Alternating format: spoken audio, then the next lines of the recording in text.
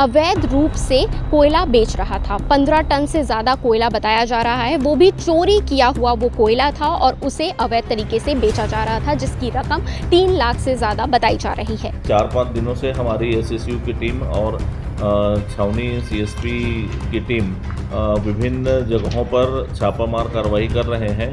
उसी का ही एक ये परिणाम है कि मुखबिर से हमें सूचना मिल गया कि यहाँ पर ये काम चल रहा है। विशेष टाइप का एक क्राइम हो रहा था, जिसमें जो कोल डिपो बना करके रखे थे, वहाँ पर दम कोयला की सूचना मिलने पर हमारी एसएसयू की टीम और थाना खुर्सीपार की टीम ने वहाँ दबिश दिया। मौके पर जा कर के देखा तो वहाँ कोयला मिला और जब उससे पूछताछ की गया तो उसने प्रॉपर जीएसटी बिल पेश किया।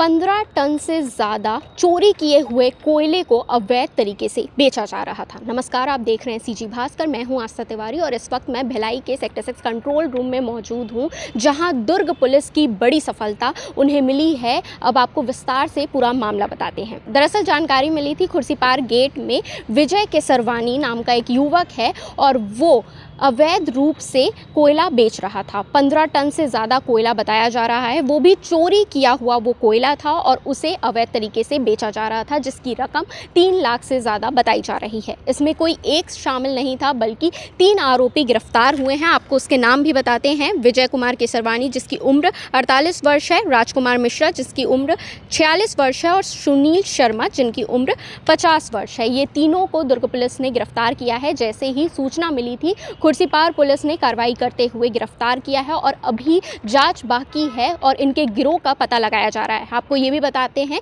कि अलग जीएसटी बिल बनाया जा रहा था, यानी फर्जी जीएसटी बिल दिखा के पुलिस को गुमराह किया जा रहा था। डॉक्यूमेंट्स जितने थे वो भी फर्जी थे और इस तरीके से उनका गिरोह चल रहा था। फिलहाल जांच जारी है और आगे एएसपी सुखनंदन राठौर क्या कुछ कह रहे हैं, आप वो भी वीडियो में सुनेंगे।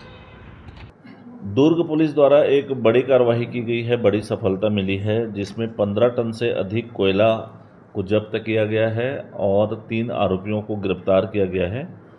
3 लाख रुपए का अधिक का कोयला है और 3 मोबाइल भी जब्त किए गए हैं।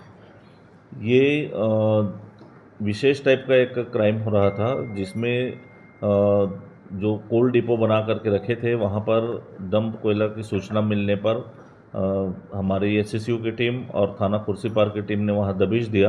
मौके पर जा कर के देखा तो वहाँ कोयला मिला और जब उससे पूछताछ की गया तो उसने प्रॉपर जीएसटी बिल पेश किया, जो प्रथम दृष्टया देखने पर ठीक लग रहा था, सही साबित लग रहा था और उसी के आधार पर वो अपनी व्यापार कर रहा था।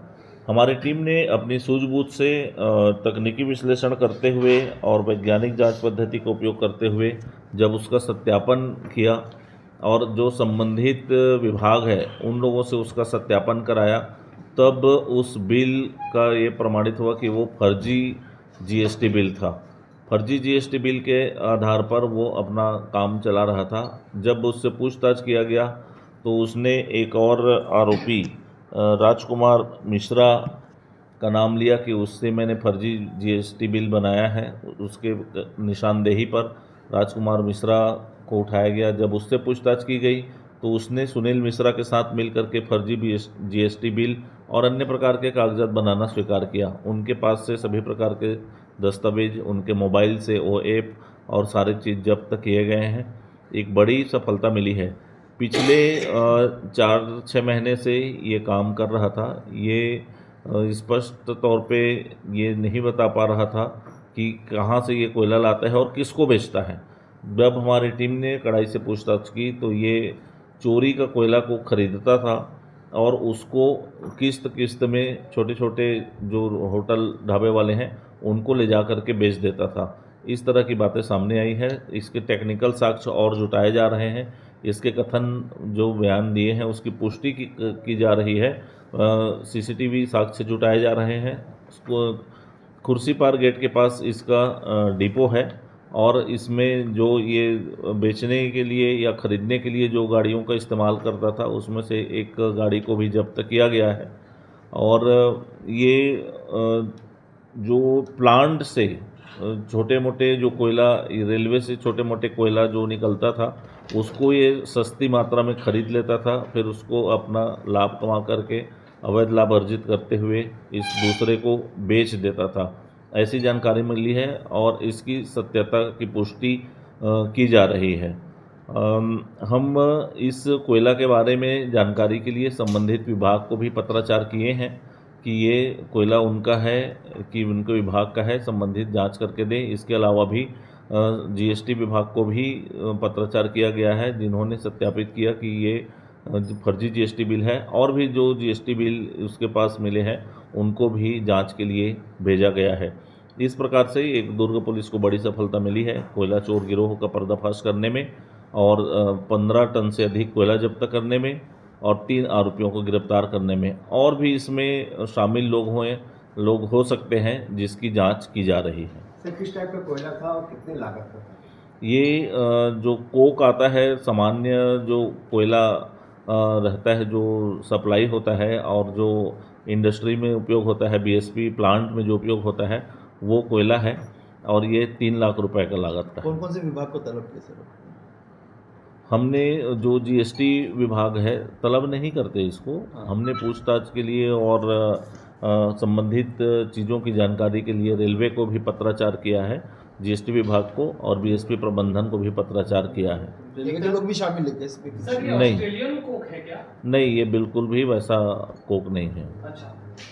एक तरफ बीएसपी से फ्लाई ऐश के माध्यम से जो लोहा चोरी हुआ, तो क्या इसमें और उसमें कोई संबंध है? नहीं, दोनों अलग चीज़ है, दोनों का कोई संबंध नहीं है। ये चूँकि छावनी सब डिवीजन में सबसे ज़्यादा गोल्ड डिपोज और फैक्ट्रियाँ हैं, तो उसमें भी छापा मारेंगे क्या? निश्चित रूप से अभी पिछले 4-5 दिनों से हमारी एसएसयू की टीम और छावनी सीएसपी की टीम विभिन्न जगहों पर छापामार कार्रवाई कर रहे हैं। उसी का ही एक ये परिणाम है कि मुखबिर से हमें सूचना मिल गया कि यहाँ पर ये काम चल रहा है। आपने जैसा भी कहा कि रेलवे और बीएसपी का कोयला है, हमने पत्राचार किया है, तो ये राष्ट्रीय संपत्ति की चोरी है, तो वो धारा भी आप जोड़ेंगे क्या? निश्चित रूप से ये विवेचना का पार्ट है। जैसे ही इसमें विवेचना में आगे चीज़ें आएंगी वैसी वैसी धाराएं जुड़ते जाएगी।